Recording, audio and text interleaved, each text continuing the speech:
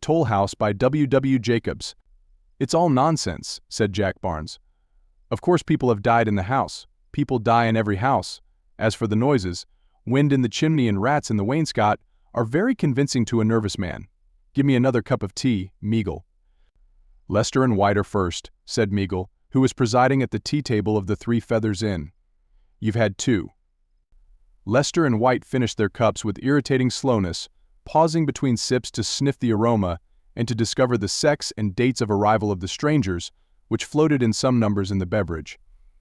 Mr. Meagle served them to the brim, and then, turning to the grimly expectant Mr. Barnes, blandly requested him to ring for hot water.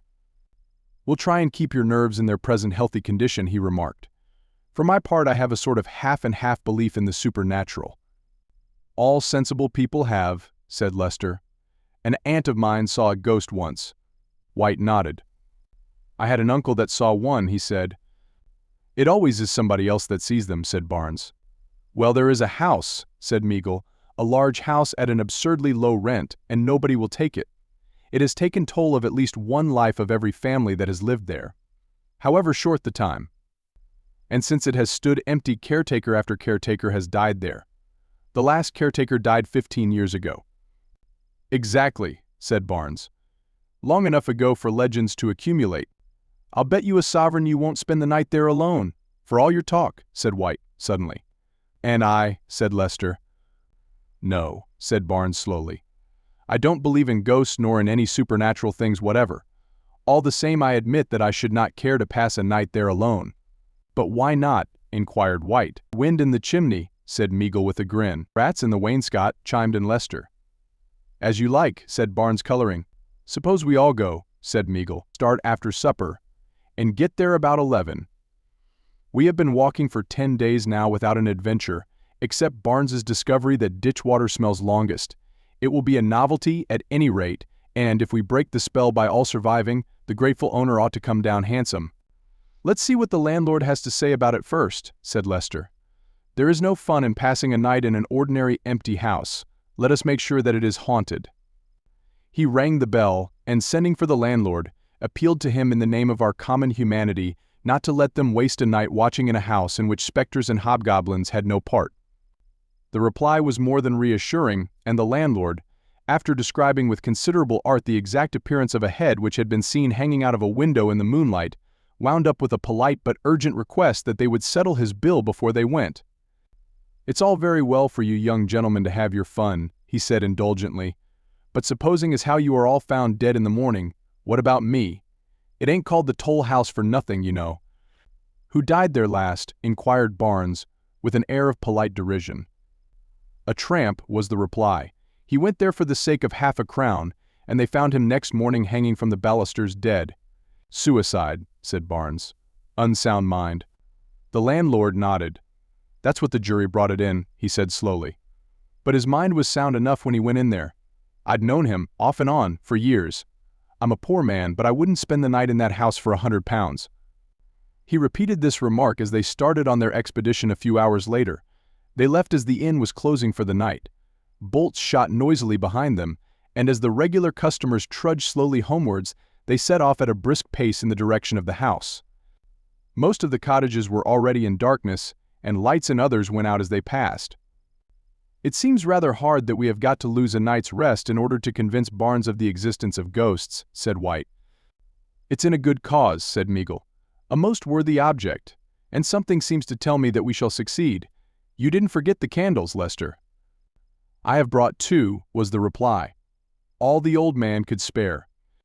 There was but little moon, and the night was cloudy. The road between high hedges was dark, and in one place where it ran through a wood so black that they twice stumbled in the uneven ground at the side of it. Fancy leaving our comfortable beds for this, said White again. Let me see. This desirable residential sepulchre lies to the right, doesn't it? Farther on, said Meagle. They walked on for some time in silence, broken only by White's tribute to the softness, the cleanliness, and the comfort of the bed which was receding farther and farther into the distance. Under Meagle's guidance they turned off at last to the right, and after a walk of 1/4 of a mile saw the gates of the house before them. The lodge was almost hidden by overgrown shrubs and the drive was choked with rank growths. Meagle leading, they pushed through it until the dark pile of the house loomed above them. "There is a window at the back where we can get in, so the landlord says," said Lester, as they stood before the hall door. "Window," said Meagle. "Nonsense. Let's do the thing properly. Where's the knocker?" He felt for it in the darkness and gave a thundering rat-tat-tat-tat at the door. "Don't play the fool," said Barnes crossly. "Ghostly servants are all asleep," said Meagle gravely, "but I'll wake them up before I've done with them. It's scandalous keeping us out here in the dark." He plied the knocker again, and the noise volleyed in the emptiness beyond. Then with a sudden exclamation he put out his hands and stumbled forward. "Why, it was open all the time," he said, with an odd catch in his voice. "Come on." "I don't believe it was open," said Lester, hanging back. "Somebody is playing us a trick." "Nonsense," said Meagle sharply. "Give me a candle." "Thanks." "Who's got a match?" Barnes produced a box and struck one, and Meagle, shielding the candle with his hand, led the way forward to the foot of the stairs. "Shut the door, somebody," he said. "There's too much draft." "It is shut," said White, glancing behind him. Meagle fingered his chin. "Who shut it?" he inquired, looking from one to the other. "Who came in last?" "I did," said Lester, "but I don't remember shutting it. Perhaps I did, though." Meagle, about to speak, thought better of it, and, still carefully guarding the flame, began to explore the house with the others close behind. Shadows danced on the walls and lurked in the corners as they proceeded. At the end of the passage they found a second staircase, and ascending it slowly gained the first floor. "Careful," said Meagle, as they gained the landing. He held the candle forward and showed where the balusters had broken away. Then he peered curiously into the void beneath. "This is where the tramp hanged himself, I suppose," he said thoughtfully. "You've got an unwholesome mind," said White, as they walked on. "This place is quite creepy enough without your remembering that. Now let's find a comfortable room and have a little nip of whiskey apiece and a pipe. How will this do?" He opened a door at the end of the passage and revealed a small square room. Meagle led the way with the candle, and first melting a drop or two of tallow, stuck it on the mantelpiece. The others seated themselves on the floor and watched pleasantly as White drew from his pocket a small bottle of whiskey and a tin cup. "I've forgotten the water," he exclaimed. "I'll soon get some," said Meagle. He tugged violently at the bell handle, and the rusty jangling of a bell sounded from a distant kitchen. He rang again. "Don't play the fool," said Barnes roughly. Meagle laughed. "I only wanted to convince you," he said kindly. "There ought to be, at any rate, one ghost in the servants' hall." Barnes held up his hand for silence. "Yes," said Meagle with a grin at the other two. "Is anybody coming?" "Suppose we drop this game and go back," said Barnes suddenly. "I don't believe in spirits, but nerves are outside anybody's command. You may laugh as you like, but it really seemed to me that I heard a door open below and steps on the stairs." His voice was drowned in a roar of laughter. "He is coming round," said Meagle with a smirk. "By the time I have done with him he will be a confirmed believer. Well, who will go and get some water?" "Will you, Barnes?" "No," was the reply. "If there is any, it might not be safe to drink after all these years," said Lester. "We must do without it." Meagle nodded, and taking a seat on the floor held out his hand for the cup. Pipes were lit, and the clean, wholesome smell of tobacco filled the room. White produced a pack of cards.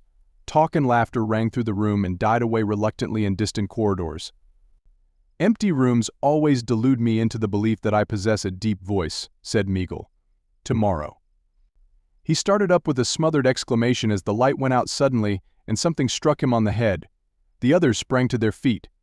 Then Meagle laughed. "It's the candle," he exclaimed. "I didn't stick it enough." Barnes struck a match and, relighting the candle, stuck it on the mantelpiece, and sitting down took up his cards again. "What was I going to say?" said Meagle. "Oh, I know. Tomorrow I—" "Listen," said White, laying his hand on the other's sleeve. "Upon my word, I really thought I heard a laugh." "Look here," said Barnes. "What do you say to going back? I've had enough of this. I keep fancying that I hear things too. Sounds of something moving about in the passage outside. I know it's only fancy, but it's uncomfortable." "You go if you want to," said Meagle, "and we will play dummy. Or you might ask the tramp to take your hand for you as you go downstairs." Barnes shivered and exclaimed angrily, He got up and, walking to the half-closed door, listened. "Go outside," said Meagle, winking at the other two. "I'll dare you to go down to the hall door and back by yourself." Barnes came back and, bending forward, lit his pipe at the candle. "I am nervous but rational," he said, blowing out a thin cloud of smoke. "My nerves tell me that there is something prowling up and down the long passage outside. My reason tells me that it is all nonsense. Where are my cards?" He sat down again, and taking up his hand, looked through it carefully and led. "Your play, White," he said after a pause. White made no sign. "Why, he is asleep," said Meagle. "Wake up, old man. Wake up and play." Lester, who was sitting next to him, took the sleeping man by the arm and shook him, gently at first and then with some roughness. But White, with his back against the wall and his head bowed, made no sign. Meagle bawled in his ear and then turned a puzzled face to the others. "He sleeps like the dead," he said, grimacing. "Well, there are still 3 of us to keep each other company." "Yes," said Lester, nodding. "Unless, good Lord, suppose—" He broke off and eyed them, trembling. "Suppose what?" inquired Meagle. "Nothing," stammered Lester. "Let's wake him." "Try him again, White. White." "It's no good," said Meagle seriously. "There's something wrong about that sleep." "That's what I meant," said Lester. "And if he goes to sleep like that, why shouldn't?" Meagle sprang to his feet. "Nonsense," he said roughly. "He's tired out, that's all. Still, let's take him up and clear out. You take his legs and Barnes will lead the way with the candle. Yes, who's that?" He looked up quickly towards the door.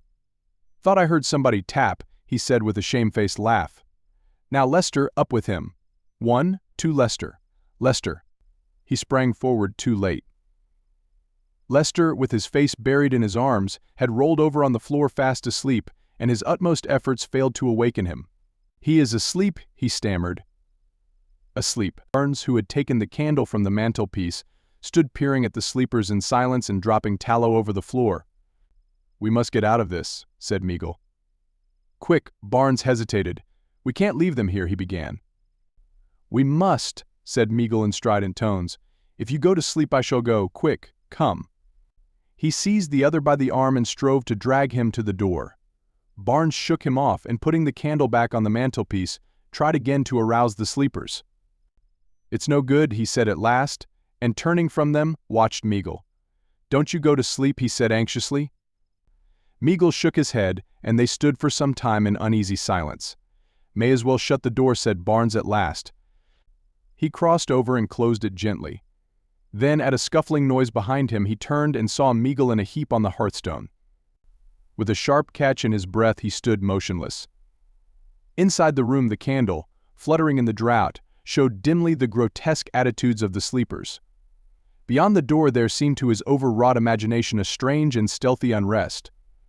He tried to whistle, but his lips were parched, and in a mechanical fashion he stooped and began to pick up the cards which littered the floor. He stopped once or twice and stood with bent head listening. The unrest outside seemed to increase. A loud creaking sounded from the stairs. "Who is there?" he cried loudly. The creaking ceased. He crossed to the door and, flinging it open, strode out into the corridor. As he walked, his fears left him suddenly. "Come on," he cried with a low laugh. "All of you. All of you. Show your faces, your infernal ugly faces. Don't skulk." He laughed again and walked on, and the heap in the fireplace put out his head tortoise fashion and listened in horror to the retreating footsteps. Not until they had become inaudible in the distance did the listener's features relax. "Good Lord, Lester, we've driven him mad," he said in a frightened whisper. "We must go after him." There was no reply. Meagle sprung to his feet. "Do you hear?" he cried. "Stop your fooling now. This is serious. White. Lester, do you hear?" He bent and surveyed them in angry bewilderment. "All right," he said in a trembling voice. "You won't frighten me, you know." He turned away and walked with exaggerated carelessness in the direction of the door. He even went outside and peeped through the crack, but the sleepers did not stir. He glanced into the blackness behind, and then came hastily into the room again. He stood for a few seconds regarding them. The stillness in the house was horrible. He could not even hear them breathe. With a sudden resolution, he snatched the candle from the mantelpiece and held the flame to White's finger. Then, as he reeled back stupefied, The footsteps again became audible. He stood with the candle in his shaking hand listening. He heard them ascending the farther staircase, but they stopped suddenly as he went to the door. He walked a little way along the passage, and they went scurrying down the stairs and then at a jog trot along the corridor below. He went back to the main staircase, and they ceased again. For a time he hung over the balusters, listening and trying to pierce the blackness below. Then slowly, step by step, he made his way downstairs, and holding the candle above his head, peered about him. "Barnes," he called. "Where are you?" Shaking with fright, he made his way along the passage, and summoning up all his courage pushed open doors and gazed fearfully into empty rooms. Then, quite suddenly, he heard the footsteps in front of him. He followed slowly for fear of extinguishing the candle, until they led him at last into a vast bare kitchen with damp walls and a broken floor. In front of him a door leading into an inside room had just closed. He ran towards it and flung it open, and a cold air blew out the candle. He stood aghast. "Barnes," he cried again, "don't be afraid. It is I, Meagle." There was no answer. He stood gazing into the darkness, and all the time the idea of something close at hand watching was upon him. Then suddenly the steps broke out overhead again. He drew back hastily, and passing through the kitchen groped his way along the narrow passages. He could now see better in the darkness, and finding himself at last at the foot of the staircase began to ascend it noiselessly. He reached the landing just in time to see a figure disappear round the angle of a wall. Still careful to make no noise, he followed the sound of the steps until they led him to the top floor, and he cornered the chase at the end of a short passage. "Barnes," he whispered. "Barnes." Something stirred in the darkness. A small circular window at the end of the passage just softened the blackness and revealed the dim outlines of a motionless figure. Meagle, in place of advancing, stood almost as still as a sudden horrible doubt took possession of him. With his eyes fixed on the shape in front, he fell back slowly and, as it advanced upon him, burst into a terrible cry. "Barnes, for God's sake, is it you?" The echoes of his voice left the air quivering, but the figure before him paid no heed. For a moment he tried to brace his courage up to endure its approach, then with a smothered cry he turned and fled. The passages wound like a maze, and he threaded them blindly in a vain search for the stairs. If he could get down and open the hall door. He caught his breath in a sob. The steps had begun again. At a lumbering trot they clattered up and down the bare passages, in and out, up and down, as though in search of him. He stood appalled, and then as they drew near entered a small room and stood behind the door as they rushed by. He came out and ran swiftly and noiselessly in the other direction, and in a moment the steps were after him. He found the long corridor and raced along it at top speed. The stairs he knew were at the end, and with the steps close behind he descended them in blind haste. The steps gained on him, and he shrank to the side to let them pass, still continuing his headlong flight. Then suddenly he seemed to slip off the earth into space.